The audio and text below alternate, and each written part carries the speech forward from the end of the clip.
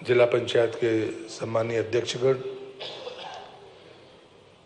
मंच पर उपस्थित हमारे विभाग की प्रमुख सम्मानीय दीपाली रस्तोगी जी,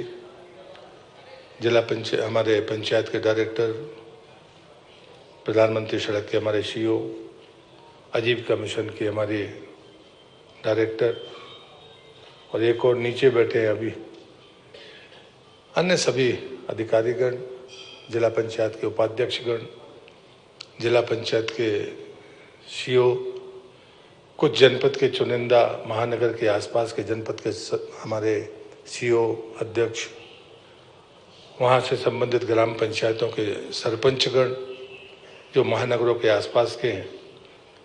इस बार इस सम्मेलन में 3 दिन के लिए हमने अपने सरपंच संघ के पदाधिकारियों को भी इसमें आमंत्रित किया है। सचिव संघ के 10 प्रतिनिधि और जीआरएस के 10 प्रतिनिधि, वो भी 3 दिन तक इस कॉन्फ्रेंस में भाग लेंगे। मैं आज इस सदन में विभाग का मंत्री होने के नाते आप सबका हृदय से स्वागत करता हूं, अभिनंदन करता हूं।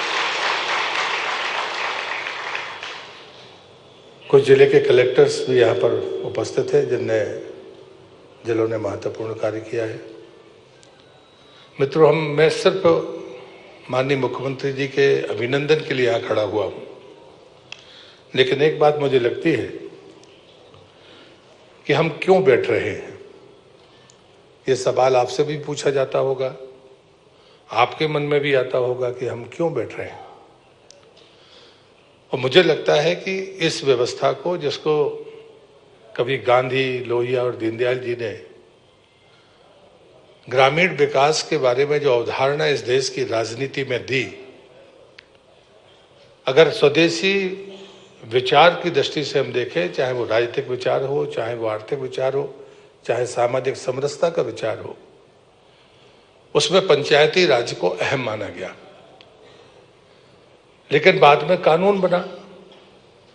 जब तक कानून नहीं बना था तब तक पंचायतों के लिए सरकार की तरफ से कोई भी आर्थिक प्रबंधन नहीं था। कानून बनने के बाद विकास के नाम पर हमको धन मिलना शुरू हुआ। पहले समाज और सरकार बराबर की हिस्सेदार थे। आधा पैसा समाज इकट्ठा करता था और आधा सरकार देती थी। जनभागीदारी का ये मॉडल भारत की परंपरा का मॉडल था। लेकिन जैसे ही हमको ये अधिकार मिले तो उसके बाद में एक नई बहस शुरू हुई अधिकार और कर्तव्यों को लेकर, और वो बहस नहीं रही, वो कई बार संघर्ष बन गई। हमारा अधिकारी, हमारा जिला पंचायत का अध्यक्ष और जिला पंचायत का सीईओ, अगर उसके बीच में समन्वय नहीं है तो कभी किसी भी पंचायती राज की सफलता की आप कल्पना नहीं कर सकते। कल के दिन, दूसरे दिन जनपद के अध्यक्ष, जनपद के सीईओ होंगे, तीसरे दिन जिला पंचायत के सदस्य होंगे। हम अपने कर्तव्यों के निर्वहन में कहां तकलीफ पाते हैं। हम एक दूसरे पर आरोप लगाएं, ये तो रास्ता नहीं हो सकता। कहीं ना कहीं हम दोनों जिम्मेदार हैं, ये सच्चाई स्वीकार करना पड़ेगी। और इस कारण से ये समूह बैठे, ये पिछले वर्ष से जब मेरे मन में आया था तो मैंने आदरणीय मुख्यमंत्री जी को इस बात से निवेदन किया था और उन्होंने उस बात की सहमति दी। और आज हम दूसरे वर्ष फिर से एक बार समूह के रूप में बैठ रहे हैं। मेरी पहली प्रार्थना यह है कि हम सब इसमें चर्चा में भाग ले। पिछली बार हमने समूह की बैठक की थी, इस बार ये सदन ही सारे विषयों को सीधे सुनेगा और बोलेगा।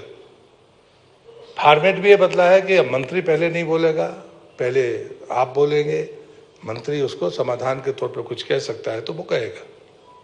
मुद्दे वही है कि शहर के पास की पंचायतें हों, जनपद के क्षेत्र जनपद हों, उनके काम करने का जो सेमी अर्बन कॉन्सेप्ट है उसको हम इम्प्लीमेंट कैसे करेंगे। हमारा सचिव तो उस लायक सब नहीं रखता अधिकार। जो काम नायब तहसीलदार और तहसीलदार का है वो सचिव नहीं कर सकता।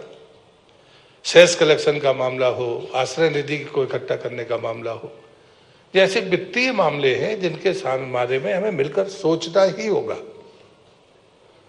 और इसलिए मुझे लगता है कि एक अलग बहस चलती है कि विधायक हैं, सांसद हैं, उनके हस्तक्षेप है। हस्तक्षेप नहीं हो सकता, इसमें टकराहट जनप्रतिनिधियों में नहीं हो सकती है। जिसके जो अधिकार की सीमा है उसमें वो काम करे तो कोई समस्या नहीं है। एक असेंबली का कोई मेंबर है तो उसको सम्मान मिलना ही चाहिए। अन्यथा पूछ लिया जाता है कि सांसद जी कैसे आ सकते हैं, सांसद का प्रतिनिधि कैसे आ सकता है।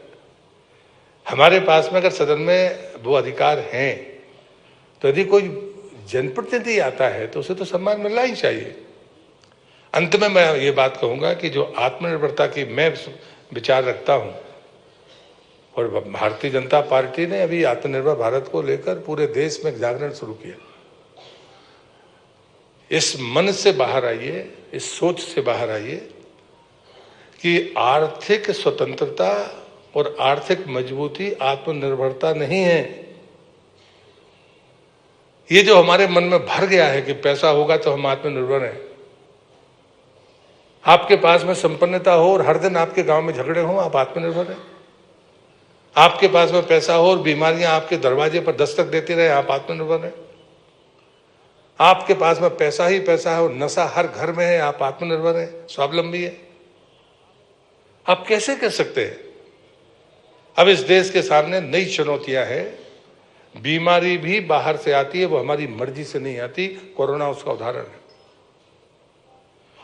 और इसलिए मुझे लगता है कि क्या हम इन सामाजिक सरोकारों से अपने आप को जोड़ सकते हैं, क्या मिलकर काम कर सकते हैं? अब नशा तो कम से कम ग्राम पंचायतों में अगर ग्राम पंचायत तय कर ले तो किसी की हिम्मत है कि नशा गांव में चला जाए? और इसलिए नए विकास के साथ में हमारी नई चुनौतियां हैं। वो चुनौतियां जिसमें विस्तार में अगला सत्र मेरा है, मैं उस पर बात करूंगा और विस्तार से बात करूंगा। मैं उस आत्मनिर्भरता पर बोलूंगा। और मैं ये मानता हूं कि इन नई चुनौतियों से हम कैसे सामना करेंगे। एक तरफ हम ये सोचते हैं कि हमारा गांव जिंदा रहे और दूसरी तरफ हम शहरी जीवन से ओतप्रोत है। दोनों का हम साथ में नहीं चल सकते। मैं देश भर के तमाम राज्यों में गया हूं, देश के बाहर भी गया हूं। स्टैंडिंग कमेटियों में मैं वर्षों वर्ष उसमें रहा हूं। विदेश में गांव का मतलब है कि एक मुख्य सड़क होगी, बाकी सड़कें नहीं होंगी, लेकिन ड्रेनेज सिस्टम होगा, स्वच्छता का तरीका होगा। गांव को गांव रहने दो, फिर उसको शहर बनाने की गलती मत करो। अगर शहर बनाते हो तो शहर की तरह सोचना होगा। फिर ग्रे वाटर मैनेजमेंट कैसे करोगे, बाकी चीजें कैसे करोगे? और ये सब कुछ पैसे से होंगे ऐसा मैं मानता नहीं हूं। अभी भी ढेर सारे उदाहरण होंगे, बहुत सारी स्लाइड चली होंगी, बहुत सारी स्लाइड चलेंगी। इसलिए मेरा इस सदन से यही प्रार्थना है। उद्देश्य बड़ा साफ है। उद्देश्य एक दूसरे की आलोचना करने का नहीं है। आप इस सच्चाई को स्वीकार करिए। मैं मंत्री के नाते जिम्मेदारी के साथ ये बात कह रहा हूं। अगर गतिरोध है तो कहीं ना कहीं हम दोनों जिम्मेदार हैं। कोई कम ज्यादा हो सकता है, लेकिन कोई कहे कि एक पक्ष जिम्मेदार है, सिर्फ ब्यूरोक्रेसी जिम्मेदार है, मैं इस बात को मानने तैयार नहीं हूं।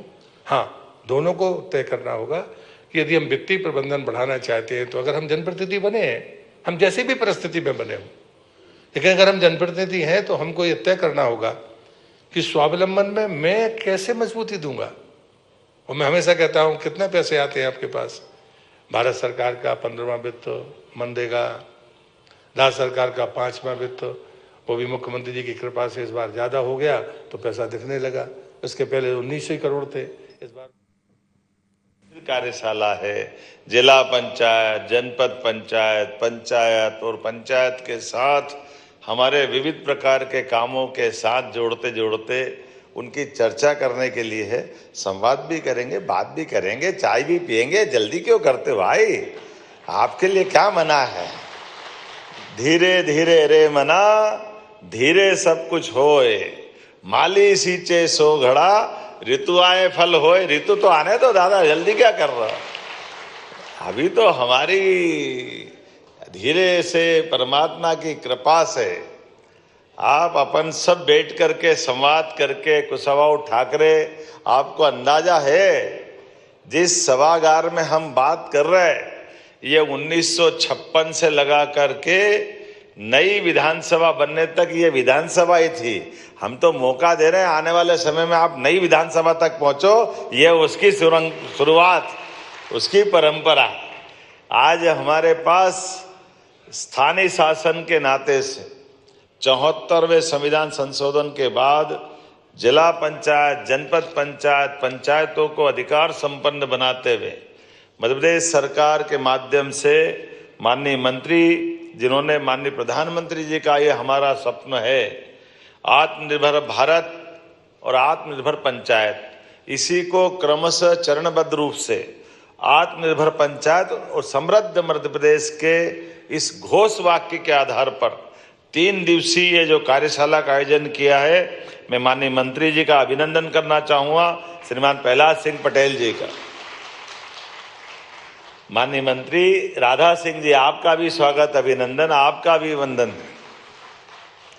और प्रदेश भर से आप सब इस राजधानी भोपाल में बैठ करके हम सब विचारों की इस गंगा में अमृत मंथन कर रहे हैं। सभी माननीय जिला पंचायत के अध्यक्ष, उपाध्यक्ष, सीओ जिला पंचायत, सरपंच, सचिव भाइयों और सभी आगंतुक अतिथियों का दोनों हाथ जोड़ के आपको नमस्कार भी करता हूं, आपको प्रणाम भी करता हूं। ये दोनों बातें अपने साथ जुड़ी हुई है। हमारे यहाँ शासन की परंपरा, शासन गांवों से जुड़ करके भारत की सच्चे अर्थों में, ग्रामीण क्षेत्र से भारत की अगर आत्मा महात्मा गांधी जी के शब्दों में सच्चे अर्थों में भारत की आत्मा कहीं विराजमान है तो वो ग्रामीण अंचल में है, गांवों के माध्यम से। वास्तव में हमारा सौभाग्य है। ऐसे में खास करके यशस्वी प्रधानमंत्री का जोरदार अभिनंदन श्रीमान नरेंद्र मोदी जी का भी करें, जिनके शासन करने की पद्धति, सुशासन के दृष्टिकोण और राज्य की रचना से सुदीर्घ लक्ष्य हासिल करने के लिए 2047 का अमृत काल कैसा होगा जब हमारी आज़ादी का शताब्दी वर्ष मनाया जाएगा। ऐसे में उस शताब्दी के 47 तक के कल्पना के लिए हमारे लिए चरणबद्ध रूप से वर्तमान के दायरे के अंदर जिला पंचायत, पंचायतें, जनपद पंचायतें किस तरह से आगे बढ़े। आदिकाल से हमारे यहाँ ऑटोनॉमी समाज में रही है, तो सुशासन की उस स्वशासी व्यवस्थाओं में पंचायतों को अधिकार संपन्न बना करके हमारी ग्रामीण अर्थव्यवस्था से लगा करके विकास के सारे पैमानों में ये चुनी हुई इकाइयां अपना सशक्त रोल कैसे अदा करें, इनके लिए कठिनाइयां क्या है, ये जो हमारी चर्चा के सत्र है, मैं केवल इतना ही बोलना चाहूँगा। मुझे मालूम नहीं है वो पद्धति हुई कि नहीं हुई, लेकिन मैं अंदाज लगा सकता हूँ हमारी ये 3 दिन की कार्यशाला भी अगर हुई है तो कार्यशाला के लिए हमारे मंत्रालय में माननीय मंत्री और अधिकारियों ने विचार किया कि बुला करके विचार होना चाहिए। तो गए साल भी हुआ था और इस साल भी हुआ। तो ये जो अपना हमारी सरकार की गवर्नेंस का जो भाव है, ये आपकी उन कठिनाइयों को समझ करके उसके मार्ग निकालने का ही तरीका है। तो ये प्यासा कुएं के पास नहीं आया है, कुआं प्यासे के पास आया हो। इसलिए इस बात को समझे, इस बात के लिए आनंद करें कि आपके भाव को समझ करके मंत्रालय ने आपको आमंत्रित किया। और इससे बढ़कर के भी बात बुलाया मंत्री जी ने, मंत्री जी के साथ आपको बात करना है। लेकिन जैसे घर में हम अपने इस भाव को भी समझ लें कि मुखिया होने के नाते मुझे भी आमंत्रित किया, मैं भी सौभाग्यशाली हूं। और मैं धन्यवाद देता हूं मंत्री जी और आपका कि आप और उनके बीच में होने वाली सारी चर्चाओं के बीच जो सरकार के माध्यम से जरूरत रहेगी वो भी हम आप सबको देने के लिए तैयार रहेंगे। क्योंकि हर तरह से आज हम जब बात कर रहे हैं तो आपकी मेरी किसी की व्यक्तिगत नहीं है, ये तो व्यवस्थाओं का हिस्सा है।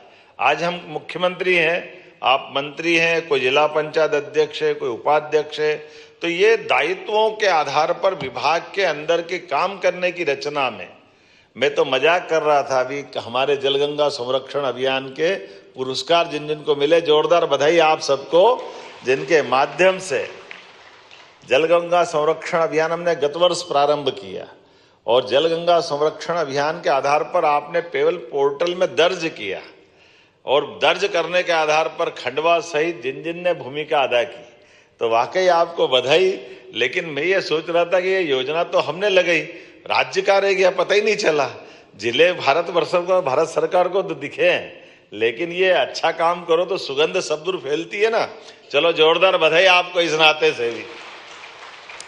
हमारे तालाब, पोखर, उद्गम, बावड़ी, कुएं, ये सारे जल रचनाओं की रचनाएं तो हमारे यहाँ प्रारंभ से थी, लेकिन इसको कर्मकांड की तरह न लेते हुए 3 महीने तक सतत अभियान चलाना और सुदूर अच्छी प्लानिंग करना, उसमें आप सबने प्रयास किया।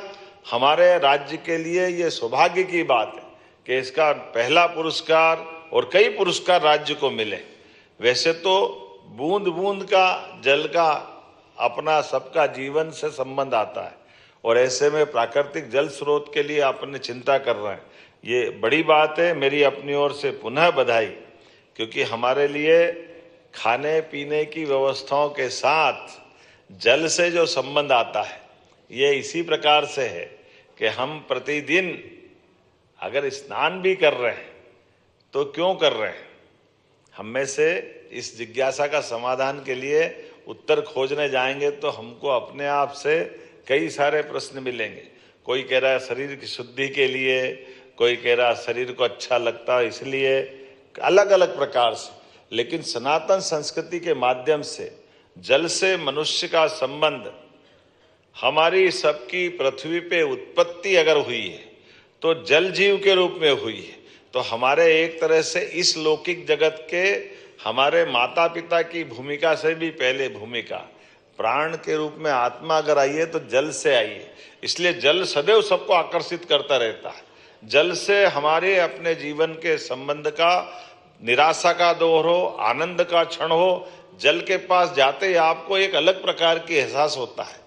और केवल वहाँ नहीं, हमारे यहाँ तो मेंटल हॉस्पिटल भी, ये जो शीतलता के आधार पर ग्रहों की रचना से हमारे ऋषि मुनियों के जमाने से चंद्र ग्रहण, सूर्य ग्रहण तो हमने सुना है, लेकिन अमावस पूनम में भी अगर ये हमारे ग्रहों के आधार पर चंद्रमा का आकर्षण जो है वो उस तरह से है कि ज्वार भाटा भी आते हैं तो अमावस पूर्णिमा को ही आते हैं। और मेंटली हॉस्पिटल वाले भी अपने यहाँ ज़्यादा मरीज आने की संभावना मानते हैं तो इन तिथियों के आधार पर ही मानते हैं।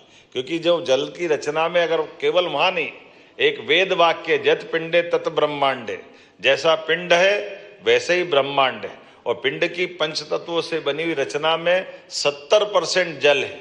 तो जल का होने से हमारे अंदर का जल का प्रेशर, जब शीतलता के आधार पर समुद्र में ज्वार भाटे उठते हैं तो इस शरीर का जल भी तो ऊपर खींचते हैं। तो मानसिक स्ट्रेस होने के कारण से मानसिक फिट जब आते हैं तो वो हमारे लिए उसी प्रकार से ले जाते हैं। लेकिन ऐसे में इस भूगर्भीय रचना के अंदर जल संरचनाओं की जब हम बात करते हैं तो इसमें जीवन के साथ बाकी सुख भी जुड़ के दिखाई देते हैं। ऐसे में आज सबको पुरस्कार मिले, मैं आपको बधाई देता हूं। और वापस नए लक्ष्य की तरफ बढ़ना है, इसको कर्मकांड की तरफ नहीं लेना है। दोबारा फिर जलगंगा संरक्षण अभियान की आप अच्छे से प्लान करें और अच्छे से बढ़ाएं। कितनी सुंदर सुंदर बावड़ी मिल रही है, कितने अच्छे जल स्रोत मिल रहे हैं। और आज नई तकनीक के बलबूते पर आप नए तालाब भी बना रहे हैं तो योजनाबद्ध तरीके से बना रहे हैं कि जल का संचय ज़्यादा कैसे हो जाएगा। और उसके माध्यम से न केवल भूगर्भीय जल भंडारण बढ़ेगा बल्कि मत्स्य पालन से लेकर के बाकी सब चीज़ों में भी विचार कर रहे हैं।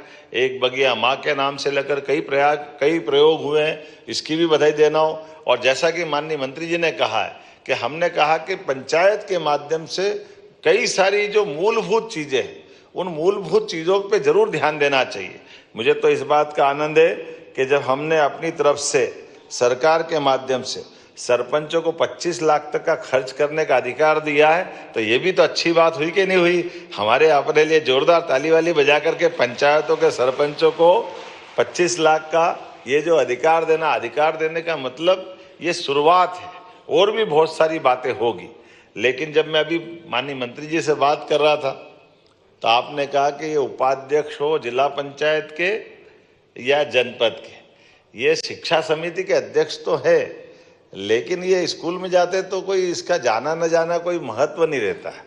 तो हमने कहा इसमें क्या बड़ी बात है, तो आज से दे देते, घोषणा कर देते कि हमारे जिले के उपाध्यक्ष और जनपद के उपाध्यक्ष जब जाएंगे तो उनका निरीक्षण न केवल लिपिबद्ध होगा बल्कि वो सार्थक भी होगा। ये अधिकार संपन्न कराते हैं। उनको ये अधिकार देंगे ताकि इसके माध्यम से उस शिक्षा संस्थान में वो कोई कमी देखते हैं, किसी बात की तरफ रेखांकित करते हैं, तो जिला कलेक्टर, जनपद पंचायत, जिला पंचायत गंभीरता से लेकर के उनके दौरों को सार्थक बनाएंगे। और भविष्य में हम और क्या कर सकते हैं, जब हम सांदीपनि विद्यालय इतने बढ़िया बना रहे हैं, आप बताइए इतने अच्छे विद्यालय कहीं देश भर में है क्या? ऐसे में कई प्रयोग और कर रहे हैं, तो आने वाले समय में इसको और करते जाएंगे। आज तो मैं केवल अपने बीच में से आज शुरुआत करने के लिए आया हूँ, लेकिन उम्मीद कर रहा हूँ जब अगली बार और आऊँगा तो और बाकी बच्चे कामों पे भी हम कायम करेंगे। लेकिन मनरेगा, आजीविका मिशन, सामाजिक ऑडिट, डिजिटल मॉनिटरिंग, स्वनिधि समृद्धि योजना, वाटर सेट क्रियान्वयन, स्वच्छ पेयजल, स्वच्छ ग्राम, बहुत सारी चीज़ों का या प्रशिक्षण भी हो रहा होगा। इन पे विस्तार से बात भी होगी। मैं उम्मीद करूँगा हमारे माध्यम से, चूंकि जब ये हमने उद्योग रोजगार वर्ष घोषित किया है, तो कुटीर ग्रामोद्योग के माध्यम से भी ग्राम पंचायतें अपने बड़े पैमाने पे रोजगार के मौके ढूंढे।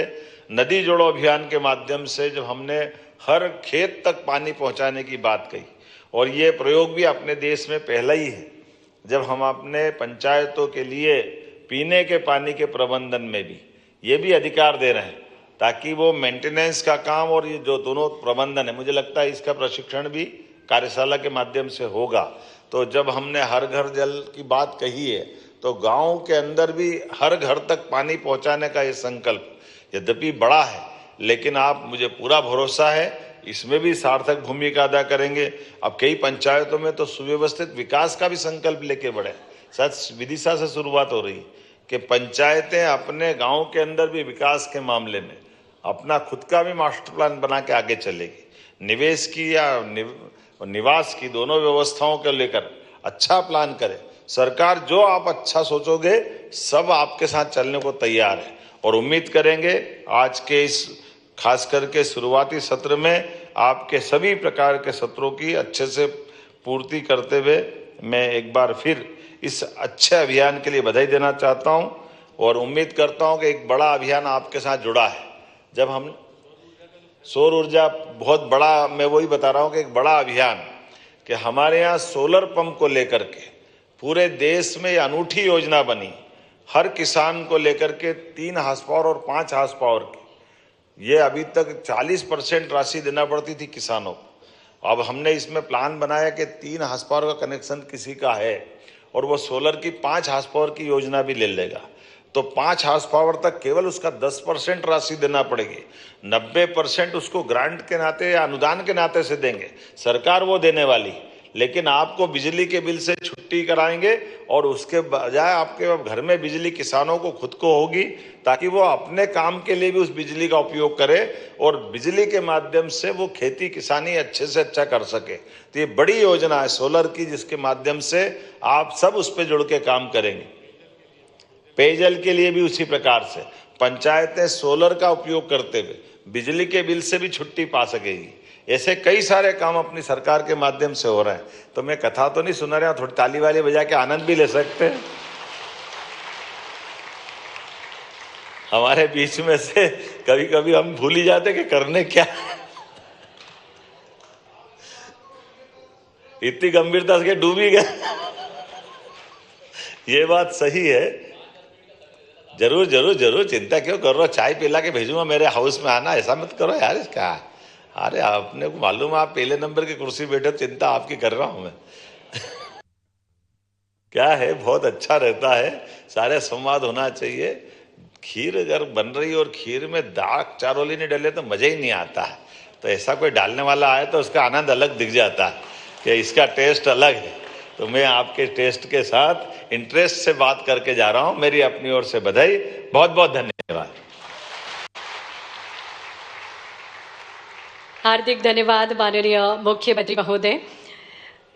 माननीय मुख्यमंत्री जी के नेतृत्व में निश्चित ही गांवों की तस्वीर बदल रही है और पंचायतें आत्मनिर्भरता की नई परिभाषाएं लिख रही हैं।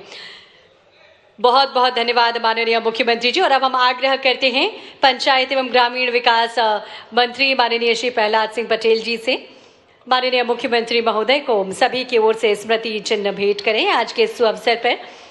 और निश्चित ही माननीय स्मृति चिन्ह भेंट कर अपनी भावनाएं व्यक्त की जा रही हैं। आप सभी की ओर से माननीय मंत्री पंचायत एवं ग्रामीण विकास विभाग प्रहलाद पटेल जी स्मृति चिन्ह भेंट करते हुए बहुत बहुत धन्यवाद। और निश्चित ही माननीय मुख्यमंत्री जी के नेतृत्व में विरासत से विकास की ओर बढ़ता हुआ मध्य प्रदेश और मध्य प्रदेश का नेतृत्व करते हुए माननीय मुख्यमंत्री जी मध्य प्रदेश को समृद्ध और आत्मनिर्भर मध्य प्रदेश बना रहे हैं।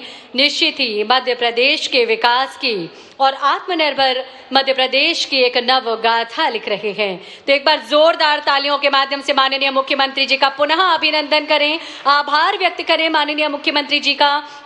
ऐसा सफल नेतृत्व हम सभी को मिला है, जिनकी प्रेरणा और सद्विचारों से निश्चित ही हम लगातार नए नए कीर्तिमान स्थापित कर रहे हैं।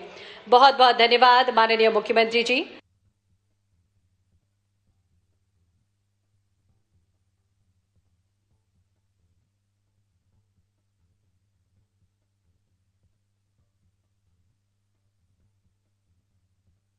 शुभारंभ किया गया मुख्यमंत्री।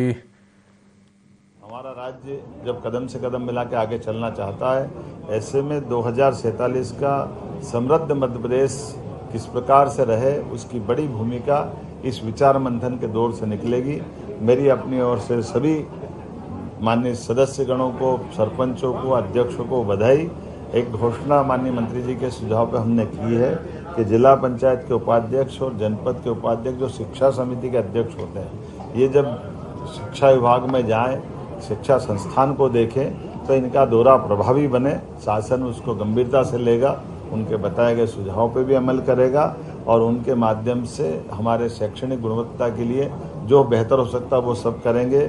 जलगंगा संरक्षण अभियान के माध्यम से हमारे लिए बड़ी उपलब्धि हासिल हुई। भारत सरकार ने हमारे कई जिलों को इसी माध्यम से देश के अंदर खंडवा नंबर 1 का जिला हुआ है।